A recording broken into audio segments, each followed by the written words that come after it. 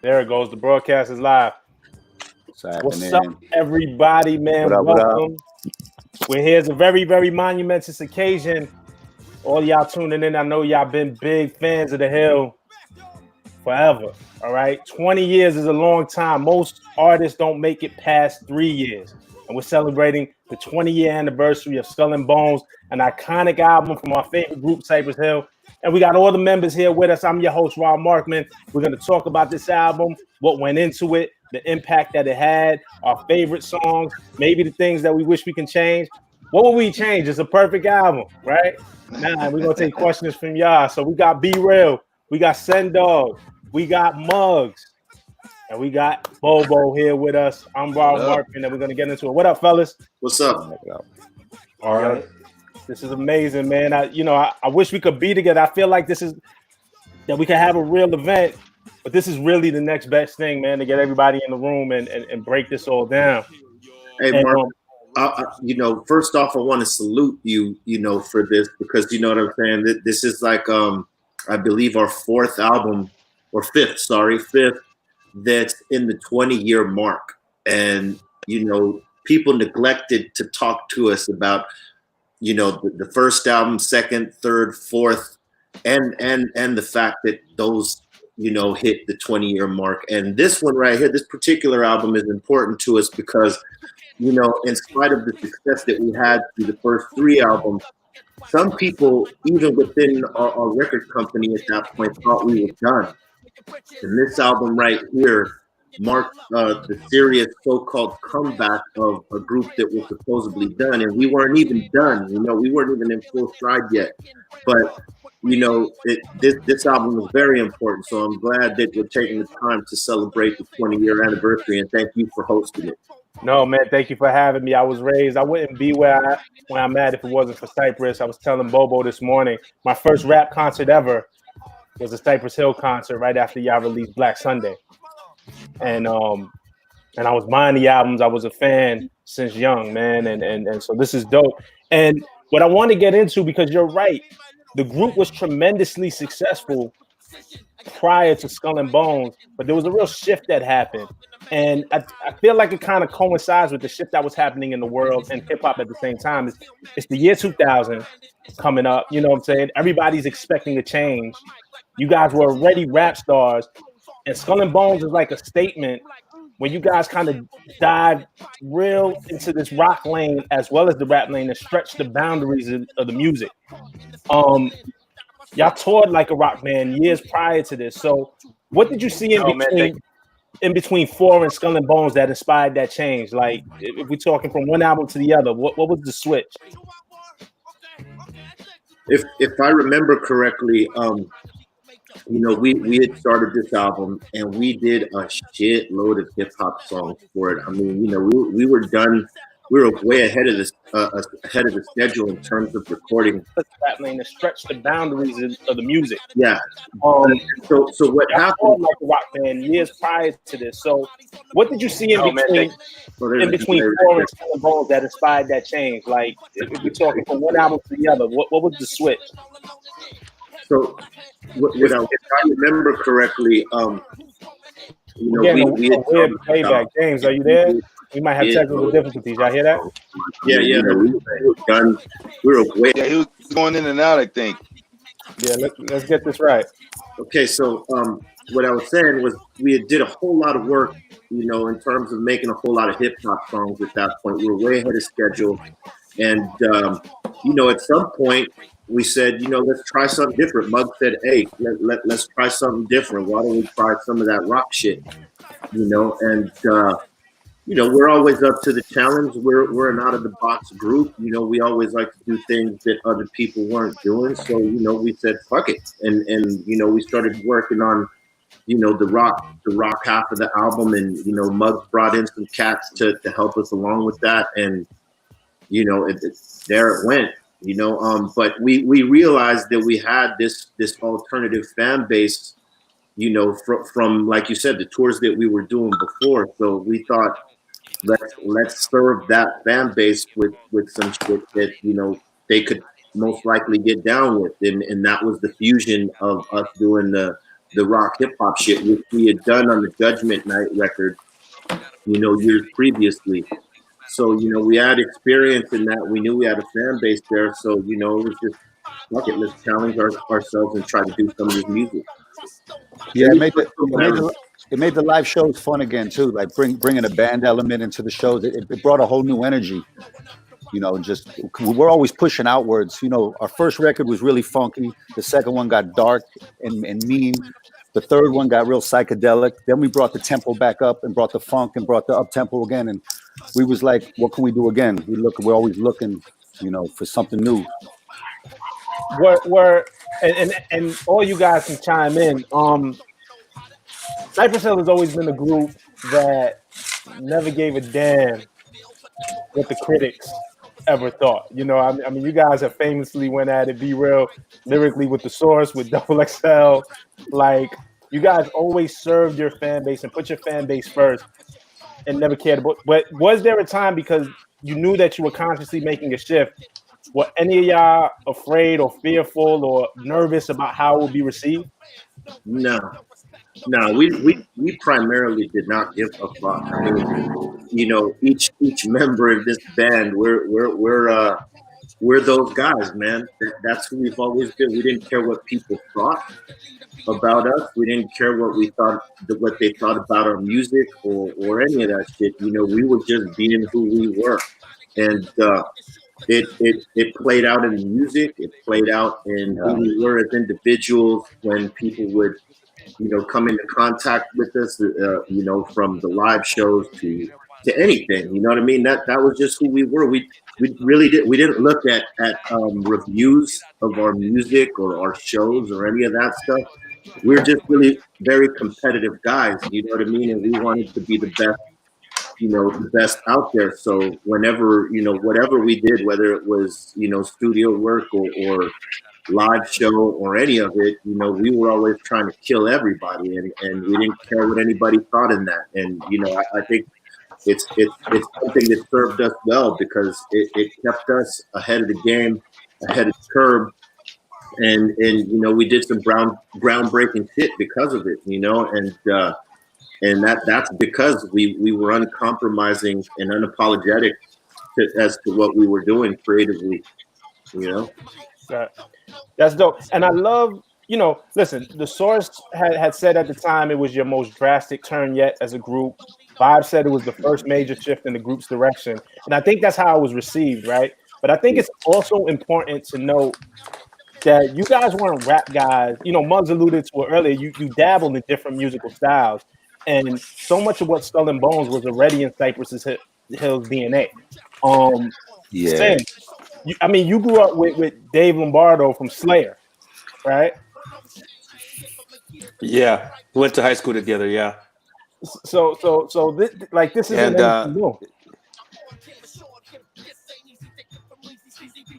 What'd you say? I couldn't hear you. So this isn't anything new for you. I mean, you grew up around this, and I'm sure this influence was around even when you was in high school, right?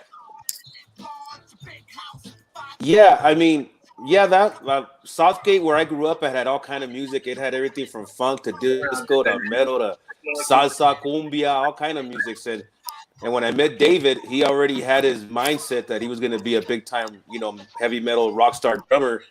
And I was like, wow, this guy's already got his mind made up what he wants to do in life, And so that kind of like edged me a little bit, kind of nudged me along a little bit. But I think that all four of us in the band, as youngsters, we all listened to Kiss and Van Halen and Black Sabbath and, Thin Lizzy and all that stuff, along with the Parliament Funkadelics and Cameos and whatever flavor the month was in. We were into the rock stuff too. And I think fans could sense that about us and knew that we were being genuine with our own rock stuff, and that we come from a place where we actually heard this music before and partied to it and things like that. So we weren't strangers to it at all. Muggs' family grew up listening to psychedelic rock and stuff up back there where he grew up. And, me and Be Real we were both big into Led Zeppelin for a long time. And, Bo was been musical since the day I met him. So we had all this already in our repertoire already in our resume, if you will, and we just went with it. It came natural to us. It wasn't something was natural. We had to go lock ourselves into a room and be like, okay, let's come up with something. It was just, okay, give us the beat. Here's the rhymes. There it is, I think we also brought a natural rock and roll energy. Like the hip hop we grew up liking was Public Enemy, Run DMC, LL Cool J, the Beastie Boys, and all them have a rock and roll energy. Wu-Tang has a rock and roll energy, and there ain't a lot of groups I don't feel anymore that have that energy no more. It's a lot of R&B going around, and that transcends everything. That's bigger than rap. It's another thing. You know what I mean? Yeah, and I'm glad you mentioned the Judgment Night soundtrack early on because that was big. I remember Onyx being a part of that. I remember PE. I remember Anthrax was on that. Like that was a big cultural shift of the blending of the genres. Yeah. Bobo, Monk had mentioned earlier that the shows got more fun. It added a new dynamic when you were able to tour this album. How did the shows change in your eyes after Skull and Bones? It was just an energy like times 10 because now we had a band and we had everything amplified. It wasn't just turntables and percussion and stuff like that. We had 2 guitars, bass, drums. So now we really got amplified and we had power. So I think that we already had that, but just with the band, like Muzz was saying, it just took it to a whole other level, and that made the people go crazy. Like, damn, Cypress with a band. I mean, there's some people to this day, they say, man, Cypress with a band is like the best shit. So I think we made an impact. Yeah, for sure. I mean, it was similar to how, like when the Beasties, a lot of us were introduced to them before, after their punk phase and when they were in their hip hop phase, and we would see them, with DJ Hurricane doing their thing and stuff like that. But it flipped people out when they went back to their instruments. It flipped people out when they went back to their instruments and they were playing and they were doing a full blown hip hop punk rock show. You know what I'm saying? So we had these same sensibilities, like my brothers are saying here, and I remember vividly we were doing a show in Spain, and this is to speak to how like Muggs and Bobo said that this was in us from day one, and we have that sensibility, and we were doing shows with metal bands. We were doing festivals where all the bands were metal groups like Slayer, Deftones, Korn, Sepultura, and Fear Factor, and Biohazard. We were doing a lot of festivals with groups like this already. And I remember the last one we did, we were following Rage Against the Machine. We were headlining, over Rage Against the Machine in Madrid, and they had fucking hit such a crazy.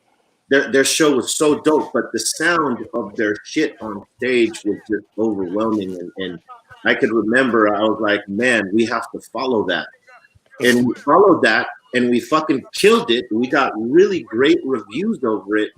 But I could remember, all of us saying, damn, we have, when we got to follow that shit, our turntables, they're on 2 tracks. So you can only turn that shit up so loud. If we're going to compete with this, we got to do something about it. And so at the time, we were already, I think, working out the Skull and Bones record, and we just decided, let's bring a band with us. And it had that same factor that when the Beastie Boys brought their instruments on stage, it had that same factor. I mean, our Cypress Hill shows were already crazy without the band, but when we brought them in and we took some of our existing songs and flipped them into a metal hip hop version, as well as the Skull and Bones songs that we were performing, people went apeshit, and it was just like a natural transition for us. We fit in that lane perfectly, and people received it really well. I mean, we did some really key shows with the band, and the way that we flipped it was unique. We did a hip hop set, then we went into the metal set, then we went into the hip hop set, finished with the metal set. It was like we were juggling both of our aspects of Cypress Hill back and forth during the live show. Unlike the Beastie Boys, where they were doing their instruments the whole time, we would flip it back and forth, and it gave a different dynamic to our live show that, to this day, I don't believe anyone could fuck with.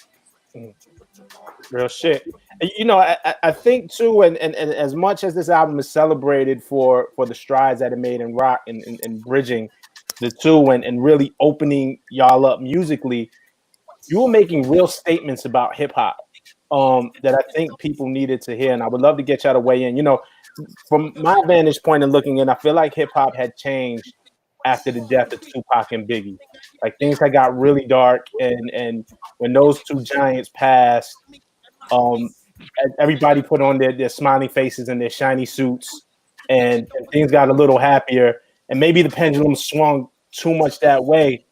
But a song like Rap Superstar, I think, was a huge statement for people who weren't really happy with the way hip hop was going, because we were seeing the pretty side of it, and we weren't seeing what was going on behind the scenes and the ugly side of it. What made y'all say enough is enough and pull the veil up from hip hop when y'all did Rap Superstar? Well, you know, we had been in the game for a while already, and we had been counted out from day one, and then we surprised people, and you know, we had success. And in the middle of the success, you know, as many successful bands go through, we had some roller coaster ride up and downs with management, record label, and stuff like that. So, you know, people more often want to count you out than count you in. And we felt like, you know, we're like one of those championship teams, like the Yankees or the Lakers or whatever, the Celtics. Like, you know, we're going to be in the championship match every goddamn year that it comes out. That's the way we looked at ourselves. And so, you know, when people always counted us out like that, we looked at it as fuel, and, you know, just tried to keep doing things our way, but, you know, different than everybody else.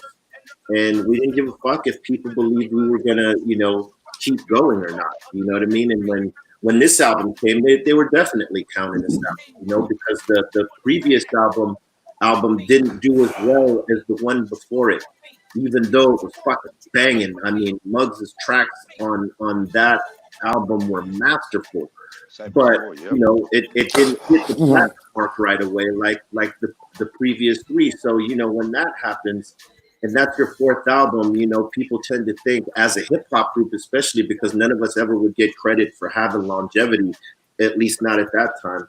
You know, there was something to prove there, you know, like that we were not over, that we were still relevant and we were still here. And I had written that song because, you know, we were in a dark place. Each album, if you listen to it, we got darker with time, and more pissed off. And, you know, Rock Superstar, I had written for a while, you know, talking about the ills of the game, because, you know, people have this perception that when you get a record deal, immediately you're a superstar, immediately you're a millionaire, immediately you have all this great shit. And that's not really the way it goes. You have to put the fucking work in. And if you get success, be consistent enough to be there and make that success, turn that momentum into more momentum. And we definitely did that because our work ethic is crazy.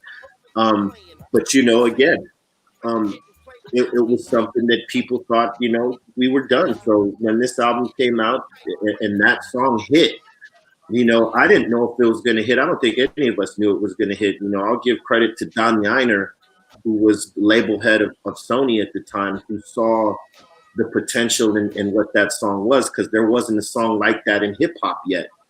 And, you know, that it had the rock sensibility, that it had like a Zeppelin feel to it. And Muggs's production on that shit were just incredible and undeniable. And, you know, when they put the big guns behind that song and the relevancy of what I was saying within the song and what Ben was saying, you know, it took off for us and it put us back up in the light. And much like Killer Man in Juice, the way that Juice sort of propelled the song Killer Man for us, Training Day, you know, propelled Rock Superstar for us and put us right back on the map. And that's when we were able to all put our middle fingers up in the air and say fuck you to everybody who doubted. including the people who were supposed to be supporting us. So Right. it was a great fuck you to everybody at that point, because it's the fifth album. We're supposed to be done by this time, and here we are kicking you in the face again with the fucking one of the dopest tracks we ever made, in my opinion. Mm-hmm. Nah, that's real. Muggs, I mean, you're honestly, to me, and you'll find very few people who will disagree, one of the most respected producers. For the simple fact of the longevity that you've had and the willingness and the unwaveringness that you had to stick to your gun. You know what I mean? Like you never chase trends. You always set trends and you always put your full weight behind the things that you believe in as an artist. Were you seeing things at the time within hip hop or within music in general that, like I was kind of describing before, especially in hip hop, things were getting real sunshiny and happy. Did you notice that, and did you purposely continue going your way? Like, was there a time when somebody came to you and said, "Yo, maybe you should switch to a bad boy sound, a puffy sound, or something like that"? Nah, the labels always the labels want singles, of course, right? But we wasn't never willing to go and try to mix records like that. It's just we don't want to paint by numbers. You know what I mean? I just always want to create and like step into the unknown and try to like surprise myself when I'm working, and then just keep reaching and stretching. But you did notice the tide turn there for a few years. Shit got really weird, when labels went under for a minute and everything went digital right off the bat, and YouTube wasn't really popping yet, and the digital streaming wasn't popping yet. There was a good few years that was a little bit like, where's this thing going? Thank God the touring element of it all was super, super strong. It kept you in the fans' faces and it promoted the music when you wasn't getting promoted on the other platforms as you should be. Real. B, I got a lyric for you, and you could all chime in. I wonder, man, one of the things, you're a dangerous MC, man. And you've always been outspoken, and you've never been afraid to drop a bomb when you needed to, and just speak your mind. On Certified Bomb, you have a lyric who say, "Bitches who lie to me and cry to me use bribery. I'm taking the torch and burn puffy music for connivery." He's a big dog at the time. Like, I want to know, and the whole group could chime in. What was going through your head when you kind of dropped that? And has your view changed on that era at all? Like, Yeah, I was, to be truthful, we were very rebellious and we were in a very pissed off state of mind. And realistically, as open as we were to other music before we got into hip hop, when we got into hip hop and the style of hip hop that we made, I became a purist to that style.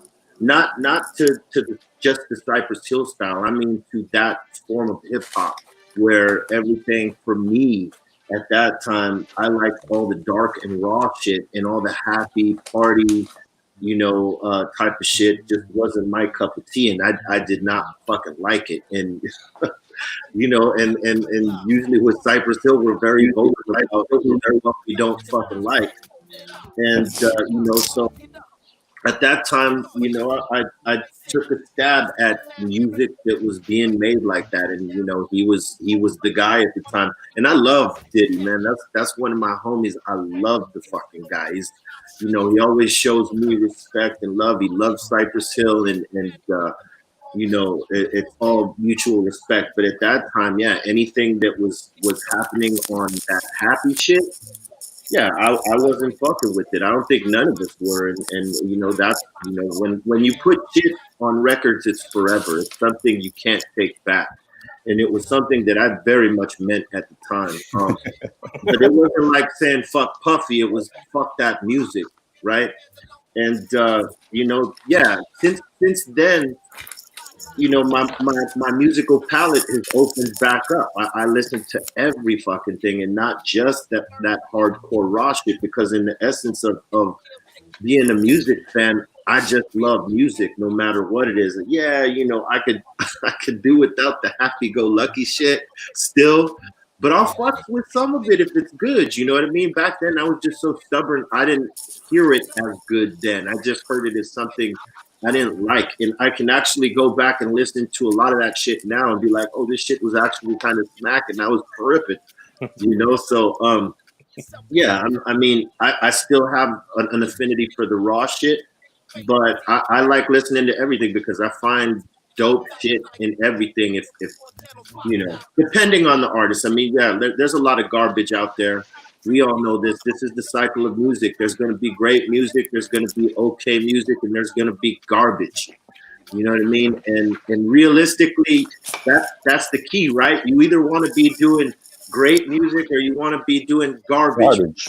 You don't want to do the middle because, you know, Muggs and I, we used to have conversations about this shit a long time ago. If they're saying, I love this shit or I fucking hate that shit, those are the two reactions you want. You don't ever want someone to be like, that's all right. Well, I don't really fuck with that. I don't know, whatever.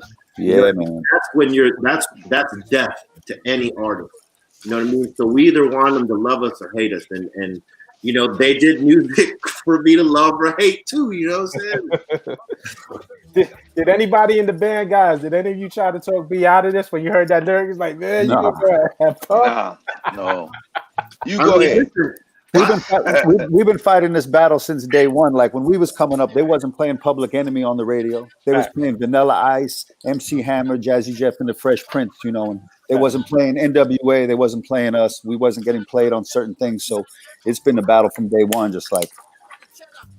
Yeah, I think that was another cause why we were so angry at that style was that they would get put on all day and we would not, right? And when you look back at it, it's about marketing, right? The record companies and the radio stations, programmers, they're looking at what they can sell at that point. It's non-controversial. And we were definitely not on that list for that. You know, we got lucky to get Mix Show playing and our songs blow up that way. And eventually later on, you know, college radio, K-Rock would rock our shit and other stations would too with Insane in the Brain. But, you know, it was a tough going for us because we, like Mugg said, we weren't in it to try to make that style of music. We just made the music we felt represented us. And if it caught, it caught. If it didn't, it didn't. Yeah. We listen to shit and be like, man, this is not as good as what we're doing. Why the fuck are they getting the looks? And, you know, we were young at the time, you know, and there's no school for hip hop. No, there's no school for music on how to groom you, on how to feel and react when, you know, another artist gets put on before you and you might be better than them. You know, I mean, even DMX had this issue, you know what I mean? Like for a minute, he couldn't get a record deal. And you know, he went over to Rough House and he tried to get signed there. They wouldn't sign him, and he said some shit like when he jumped off because eventually he went to Def Jam. He was like, "Man, I just knew I was better than Cypress Hill. How could they not sign me?" Oh my God, X. That's crazy. So you know, we all feel shit like that. You know what I mean? That's hard. You know, but you guys are highly influential. One of your most kind of and you take a song like "Hand on the Pump," right? And even around this time, Meth and Red famously used it. Like people use or sample or interpolate Cypress Hill records all the time. "Hand on the Pump" is one of the biggest, most influential records in hip hop. But I love how you guys reference your own shit and pay homage to your own shit. Sin. On a song like "We Live This," and I think this kind of goes to what we've been speaking about, that Cypress just was who they were, and we live this. On a song like "We Live This," I thought it was really dope that y'all kind of, it was almost like a continuation of "Hand on the Pump," "Hand on the Glock." You know, there was like little sprinkles of it with the flow and the music. How on purpose was that, or was that just like something that just came naturally in the studio with a song like "We Live This" shit?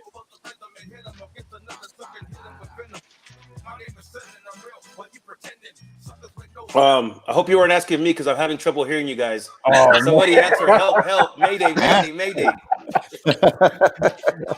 You're breaking up like terribly, man. I'm just trying to make up your words. I'm sorry, man. He's smoking too much of this right now, Papa. Tell a story. At least he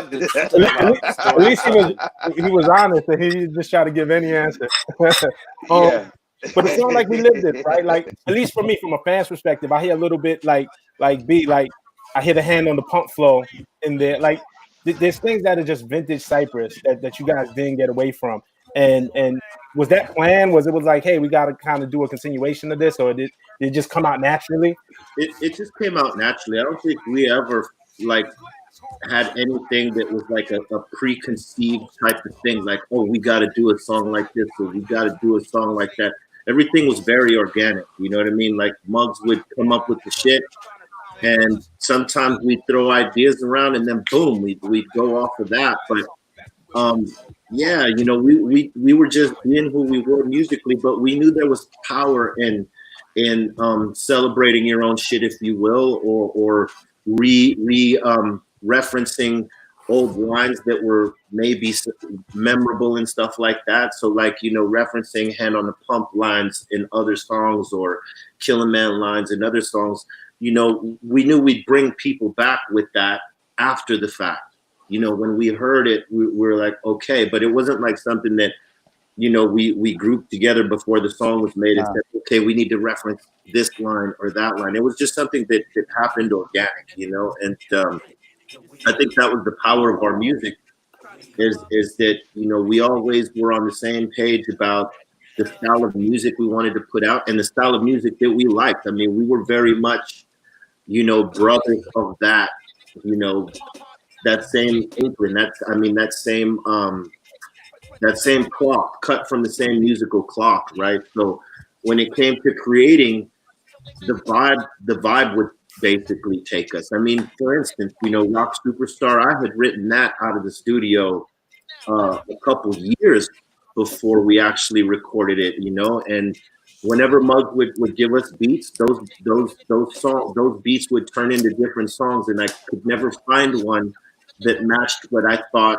could go with Rock Superstar. So, you know, it wasn't until he brought that one particular beat, and it was Rap Superstar first.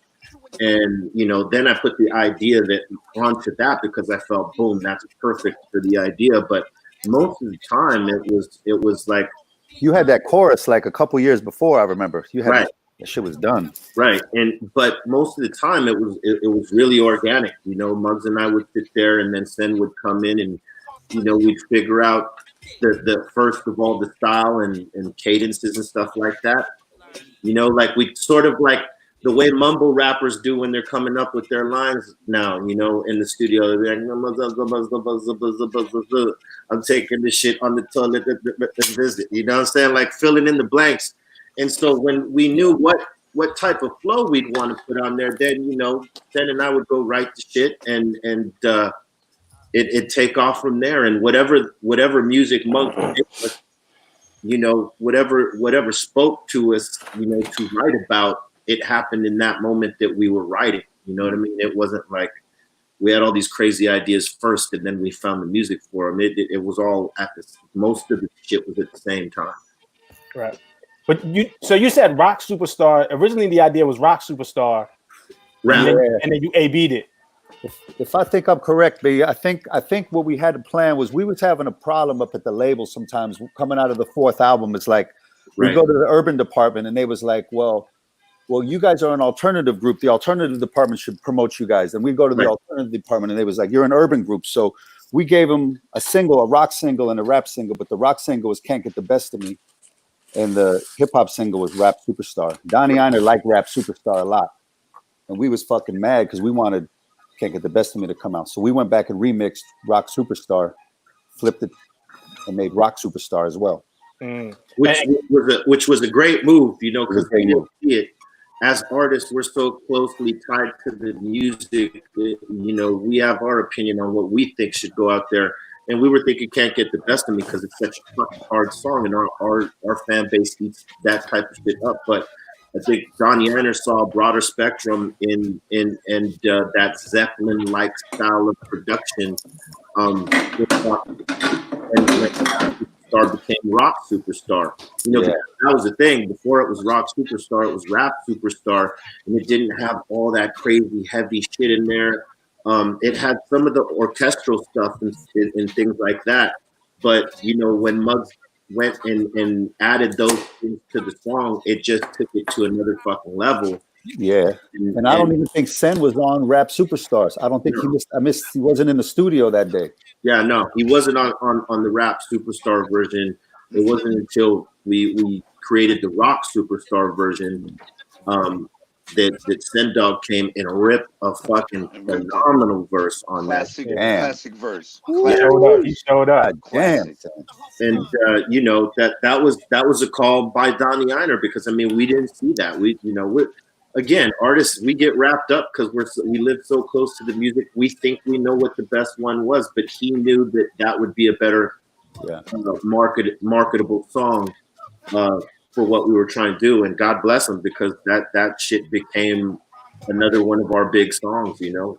Yeah. And you notice you mentioned Can't Get the Best of Me. Originally, you guys wanted that to be the lead and put that in the front. Bobo, it was going to be two singles at the same time, okay. A rap single for urban and a rock single for the alternative. So take them to both radio stations, then nobody can say they're not going to work. Go to work, go get both, energize the label. Right. And they took the idea, but they used the same song with that idea. So that we put Rap Superstar into the urban stations like Power 92.3, The Beat, Hot 97, and so on. And Rock Superstar went to like the K Rocks and the stations that played the alternative music. Right. Can't Get the Best of Me. You guys brought in Brad Wilk, drummer from Rage, to work on that song along with y'all. Bobo, you know me, man. You're my favorite percussionist in the world. Maybe I'm biased. But there's nobody better. There's nobody who can convince me. You might as well kill me now if you think I'm gonna change my opinion. But working with Brad and bringing Brad in, what was that vibe like, man? Because it really does add this extra element to it. And then I think it was Muggs who was saying, being overseas and seeing Rage perform, or maybe B Real was saying it, like you saw them on stage, like how do we follow that? And now you're in collaborating on the song Can't Get the Best of Me. It was crazy because I mean with those guys, we were kind of closely linked, I mean, either jamming with them, touring with them touring with us and everything. So it was great to have Brad right there and doing it. I mean, he's one of the most solid drummers out there, and I remember we were all in a room and it was like this guy, Roy Lozano, that was playing guitar, Brad was playing drums, I was playing bass, and we were just all jamming together. And I was like tripping out, like, yo, fucking Brad is like killing it. I mean, it's a classic song, man. And then, Muggs, as always, he put his little touches on it, and bada bing. It's one of my favorites, to be honest. Oh, it's a banger. Hey, that was one of my favorite songs to perform live with the band. It just went so hard, and I miss performing it. We often talk about putting some of those Skull and Bones songs back into the set list, and I would venture to say that if all this shit wasn't happening, we'd probably be doing some sort of Skull and Bones 20th anniversary tour with the band, especially because throughout the years, Muggs, Bobo, Sen, and I, we've come across some really, really fucking excellent musicians that, we could totally bring into this and redo that and really go fucking heavy. But, after, when we see some sort of form of normalcy happen, maybe it's something we do, in the future is bring back a band with us and perform some of those songs on this album. That'll be dope. Yeah, definitely need to see Can't Get the Best of Me. I definitely need to see Valley of Chrome with the band. That's another one that just goes super hard. I'm gonna get into some fan questions, man. We got a lot of fans watching, and they're submitting questions, and I just wanted to read a couple of off. One of them is right on topic from Melissa Rouse DaCosta, and B, I think you answered it for you, but if everybody wants to chime in, what's Cypress's favorite song off of Skull and Bones to jam live to? Probably I like Rock Superstar. Yeah, I would agree with that. Mine is Rock Superstar as well, for sure. Wow, it would be Rock Superstar and Can't Get the Best of Me, like when we had the band. you know, if I remember, we really didn't do a lot of the hip hop joints live. But if we did, I would love us to do Cuban Necktie. Oh yeah, like that. That is, listen, in the pantheon of Cypress Hill songs, that is like one of my favorite Cypress Hill songs ever, because the beat Mug laid down for that shit allowed me to be extra stupid on that song. You know what I mean? And yes, that is something that's definitely going to get added into our upcoming set list when we start playing live. I mean, because we've been talking about it for years. It's just tracking down instrumentals for some of this shit. and you know what? And you know what's also dope? I think is that the first one that's like the hook was done just by Muggs. Yeah. Oh, yeah, that's right. I mean, that's like one of the only Cypress Hill songs that you did the hook yourself. You know what I mean? I forgot all about that. Right. That beat is banging. And it's a tough hook. That shit is fucking style. That style beat kick is ridiculous. That's hard. And there's a lot of inside shit in there. There's a lot of shit, and there's some true shit in that whole verse, that whole thing. I mean, because when you're rocking hip hop songs, like you're either talking about something, and with Cypress Hill, we were always trying to talk about something, right? There was always a subject line, because we didn't want to just do songs about nothing, but to break it up every now and then, you have to get on your rap shit and show the skill set aside from songwriting, because songwriting and rap and just rapping are two different things, right? There's freestyling, there's rapping, and there's writing songs, right? And we all know this. I mean, because there's songs about absolutely nothing that exist in there's songs, but really it's a rap because it doesn't say anything. It doesn't mean shit. It's braggadocio, right? And because, we centered a lot of our songs around subject matter, there's a couple instances, or more than a couple, that I said, fuck it, I'm going to get on my rap shit right here. And this song doesn't necessarily have to be about nothing, but that we're the fucking baddest crew and we're going to fucking slice your fucking throat every time, right? So yeah, that's how I looked at the approach on doing Cuban Necktie. It was my rap song, it was a song, but it wasn't necessarily, it wasn't a subject line. It was just that one of those braggadocio songs, like we're Cypress Hill and we're the baddest motherfuckers that it takes. And the dope thing about it, B, is in your 16, which I don't know if people notice, and as an MC, how hard it is to do, or how much of an exercise it is to do. You kept the same rhyme scheme throughout the 16, Earhole, De Niro, Zero, Shapiro, Hero, Clitho. Like, you never switched up within that 16. And that's really hard to do, keeping the same sound and making everything sound coherent and not like you're just babbling. So just as an MC, that's just one of the ones that illustrate really the depth of how you get down. Like, I thought that was Muggs told me something, in our younger 20s that stood with me for my whole career, and it was this: if you want to be the best, you got to be around the best or study the best. And that's what I did. I took that shit to heart right there, and studied all of our favorites.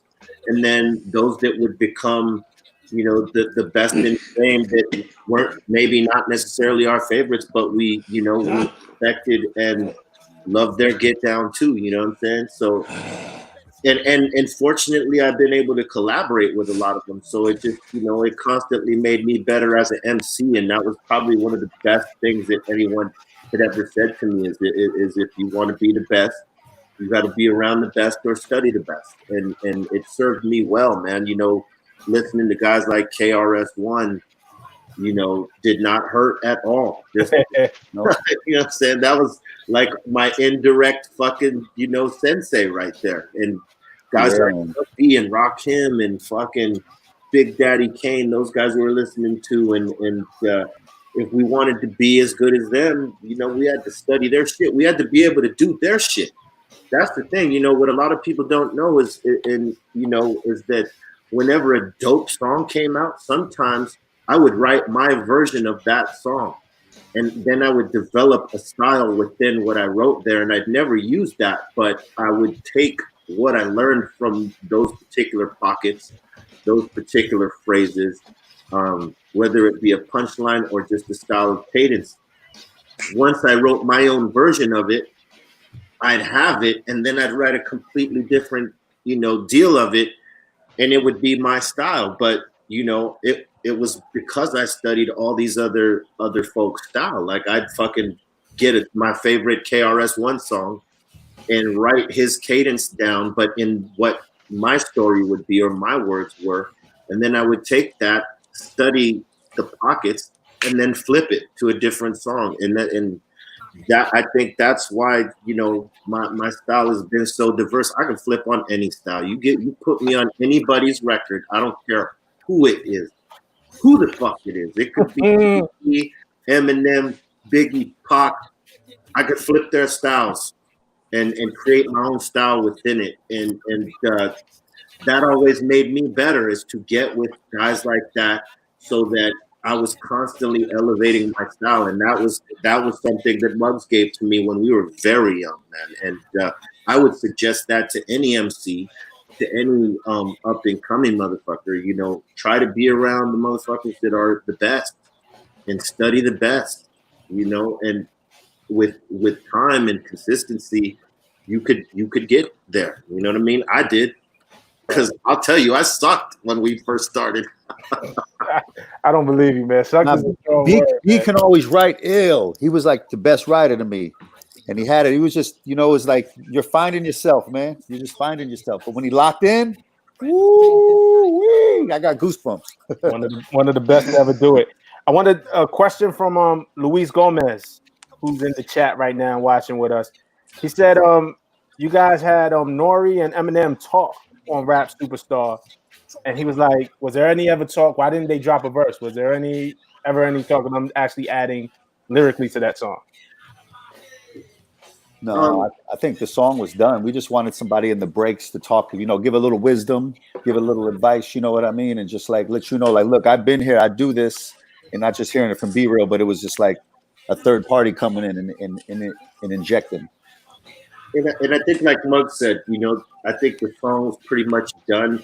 We weren't the guys that like doing a lot of collaborations like you see today. I mean, I'm more open to it today just because we've done so much of what we do in our way, that I could open up to that. But like with Cypress Hill, you never heard us do a lot of collaborations on our albums. We didn't have one till our third album. And that was RZA. That's right. You know what I mean? And that's a rare thing for us. So for us, it wasn't necessarily for us to like fucking try to win over Eminem's fans, because I mean, they were very much about him, and we weren't trying to be like those guys. Like, oh man, let us get a verse from you. We just wanted him to come and say those words because he could relate to the song. I mean, Lose Yourself came after that song. Mm-hmm. You know what I'm saying? So he was living some of that stuff in a very fucking quick way, because I mean things started happening quickly once he blew the fuck up, and he could relate to a lot of the stuff that was being said. And we had Everlast on Rock Superstar and Chino Moreno of the Deftones, who they could also relate to what was going on in terms of our careers and shit like that. So I mean, what would they have said? They would have echoed, whatever we were saying, and it would have just been redundant. So it was better to get them to speak on what was their thing as opposed to getting their verses. You know what I mean? If we had done a remix to that song, which, probably would have been cool in retrospect, thinking back, a remix probably would have been tight to go get some of those verses. I think it would have been cool, but man, I think the song is a masterpiece, and the way that we use, Nori and M on the Rap Superstar, and the way we used Everlast and Chino on the Rock Superstar. I don't think we could have did any better than that. I think it came out perfectly the way that it did, and That was something different for those guys too, because they haven't done anything like that since. I mean, it's not usual that you call up another MC or another singer, whatnot, just have them speak something, speak some truth without having to sing or rap. Right. So it was a big thing, you know. Right. No, that's real. Question from Crime Music. I know we're listening to the album. The album's low in the background. We're playing it on Spotify. And if you're of the digital era and you were introduced to this album on Spotify, you might not know that Skull and Bones was split into 2 discs. Back in the CD days. Which one do you guys prefer? Disc 1 or disc 2? That's a question from Crime Music. You know, I would go back and forth from CD to CD. I can't really pick them like that because I think there's gems on both sides. Yeah. There's always songs that you like more than others and shit like that, but there's gems on both sides, man. You know, it's kind of hard to say. You know, fuck, that's a hard one. That's a good question. Yeah, but that's a hard one. that is. You know, I think it was great for the fans that, you know, because at that time the rap and rock thing had really come into full swing, you know. So for the fans that were fans of both, they were able to choose right quick, you know, which one they want to listen to according to mood. So it was a real cool concept just to have that because no one had ever really done that. And it blew up, man. Yeah, and this predates just so people, just the trends that it set. You know, Linkin Park and Jay-Z famously made their Collision Course in their CD. Like, this started to become a thing for a lot of rock artists and hip hop artists to collab and mash up and do all of this. And Skull and Bones predates a lot of that stuff. And what we did different is there was double albums coming out here and there, but we didn't really consider this a double album, but it became that in the sense that there was 2 different styles of hip hop on there. There was traditional hip hop, and then there was the hybrid with the rock shit. And you know, so I mean, it's I don't know if I even call it a double album still, because I mean you would have to have 20 songs on that, and I don't know how many. It's a double album.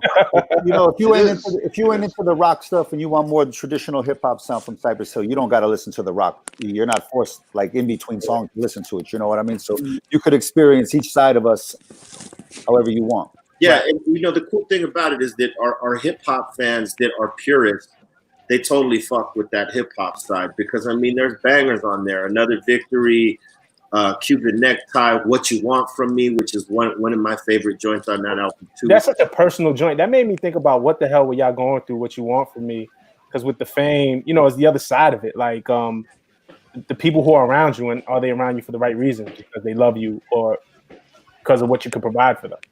Yeah, I mean, you know, listen, when we didn't have nothing, nobody asked us for shit. Nobody took shit from us.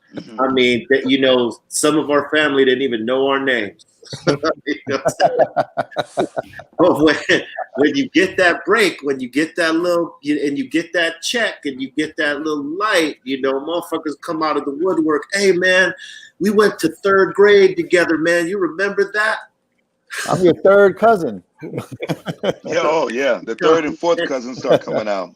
You know what we were doing, man, is capturing the reality of what was going on with us throughout our careers and stuff like that. So you know, we would talk about stuff that was going on in society, stuff that was going on in the community, and stuff was going on with us. Shit that we see in terms of our career and the politics within what we do, and you know, all the bullshit. So, you know, this was, you know, another representation of that, along with Rock Superstar, you know, because there was always talk about us in some form or another. We were either breaking up, or we were drug addicts, or we were Satanists, or we were fucking this or that, man. You know, there was always something. And so, you know, I think we fucked with a lot of people in terms of what we made people believe about us. You know what I'm saying? And What You Want From Me, when I wrote that song, it was just like, you know, I think we were all just sort of tired of all the bullshit, motherfuckers coming out of nowhere, you know, saying this or that or wanting something from us. And you know, that was the nature of the game at that time for us, man. And we just took everything we were going through encompassed and wrote about it, made songs and went with it. And then some of the shit was vibes too, you know. Some of this shit was definitely vibes and just, you know, making music. You know, it was a combination of all those things: vibes, angst, anger, all that shit. Or, I'm gonna do one last question from Larry Hoover. I don't know if this is the real Larry Hoover. No, I know who this guy is. Shout out to Larry Hoover. And it's a good question, man. 20 years later, we're celebrating these things, and a lot of times, often on these anniversaries, we start hearing demo tracks and things that didn't make the album and ideas and stuff like that. So Larry Hoover wants to know, were there any unreleased tracks from this record, and is there anything particularly memorable about what didn't make the record?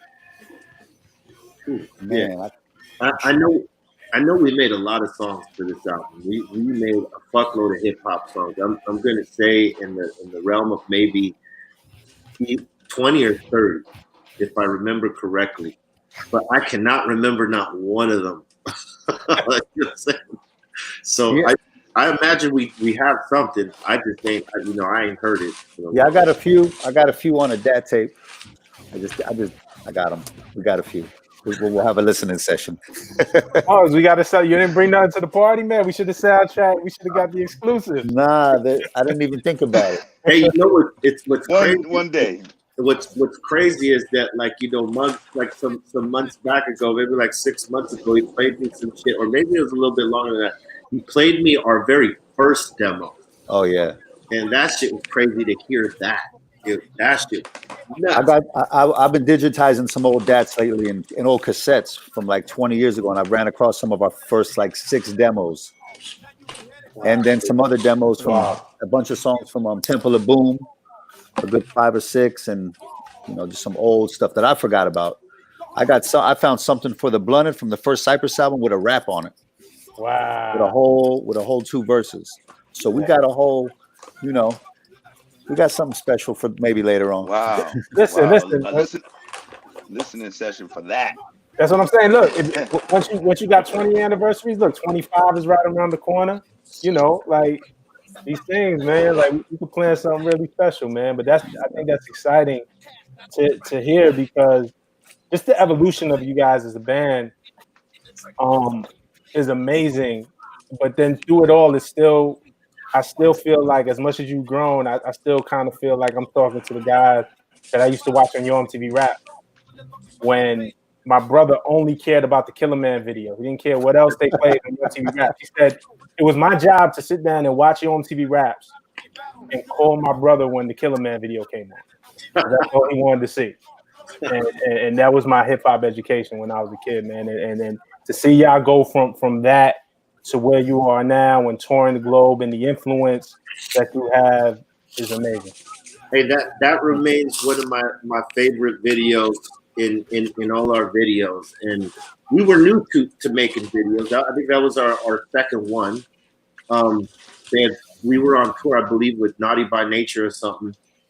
And we were on our East Coast run, and people had started to play Killer Man. In our first video, that was Funky Phil ones. And, you know, that went really slow. But when people flipped the record and started playing Killer Man, you know, out in New York in the mix shows and stuff like that, the momentum started to build.